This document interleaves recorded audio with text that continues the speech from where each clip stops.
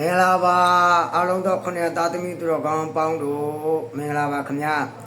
ဆရာကဒီနေ့အခုပြောပြချင်တာလေးကတော့ကျွန်တော်တို့ကြုံမှုလိုက်တဲ့တခါเนาะအများကြီးပါခဏတိုင်းတော့ကြုံမှုပါတယ်ဒီနောက်ပိုင်းမှာလည်းထပ်ပြီးကြုံလိုက်တော့ပါ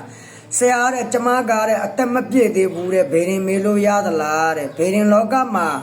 အသက်မပြည့်သေးဘူးဆိုတာမရှိပါဘူးခင်ဗျာပေါ့เนาะဆရာပြောပြချင်တာလေးကဘဟုတုတဖြစ်ပြောပြတာပါ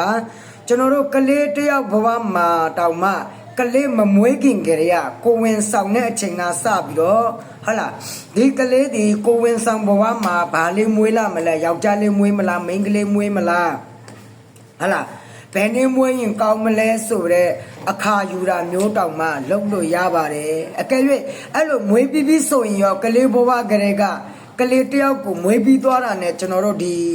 ကလေးနော်သူတော်ကောင်းဖြစ်လာမလားတဘောများကျွန်တော်တို့အားကိုးရတဲ့ကလေးဖြစ်မလားအားမကိုးရတဲ့ကလေးဖြစ်မလားဘယ်လိုအပိုင်းခြားမှာအောင်မြင်မှုရမလဲပညာတဲ့ဖြစ်မလားပညာမတတ်တဲ့လူပဲဖြစ်မလားတခြားစီးပွားရေးလောကမှာအောင်မြင်မှာလားစီးပွားရေးလောကမဟုတ်ဘဲနဲ့တခြားသောအခြားကဏ္ဍမျိုးမျိုးရှိရလေလူရက်တည်မှုတစ်ခုကတော့နော်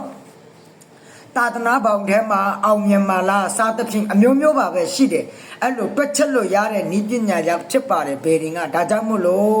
ဘေရင်မှာအသက်မပြည့်သေးဘူးမေးလို့ရပါသလားဆိုတာမဟုတ်ပါဘူးခင်ဗျာအသက်မပြည့်တဲ့ပြေးတယ်ဆိုတာမရှိပါဘူးဒါကြောင့်ကလေးတငယ်ဘဝကလေးကအသက်နော်အိုဒီတိုင်အောင်နော်မေးလို့ရပါတယ်ဘေရင်လောကဆိုတာကတစ်ချက်ပဲအရေးကြီးတာကဘေရင်ဟောမဲသူအဲ့ဒီရှိတ်ခဲမှာပြောထားတာရှိတယ်ဘေရင်ဟောမဲသူတယောက်ကတော့အသက်ပြည့်ဖို့လိုတယ်သူ့ကိုစောင့်ရှောက်ပေးတဲ့ဆရာရှိသလားရှိဖို့လိုတယ်ဟလာဘေရင်ဟောပြောတဲ့ဆရာတယောက်ဖြစ်လာပြီးတော့အတွေးခေါ်ညံ့မယ်အတွေးခေါ်သုံးသပ်မှုနည်းမယ်ဆိုလို့ရှင်ဟောကိန်းမတတ်တယ်အယူအဆမမယ်ဒါကြောင့်မို့လို့ပေါ့နော်ဘေရင်ဟောတဲ့သူတယောက်ကနော်အသက်ပြည့်ရမှာဖြစ်တယ်ပေါ့ဒါကြောင့်မို့လို့ဘေရင်လောကမှာမိတ်ဆွေတို့အနေနဲ့မွေးကလေးဘေရင်မေးဖို့မေးလို့ရပါတယ်မေးကြပါတိုးတော့ဘေရင်ဟောသူအနေနဲ့ဆရာလုပ်သူကတော့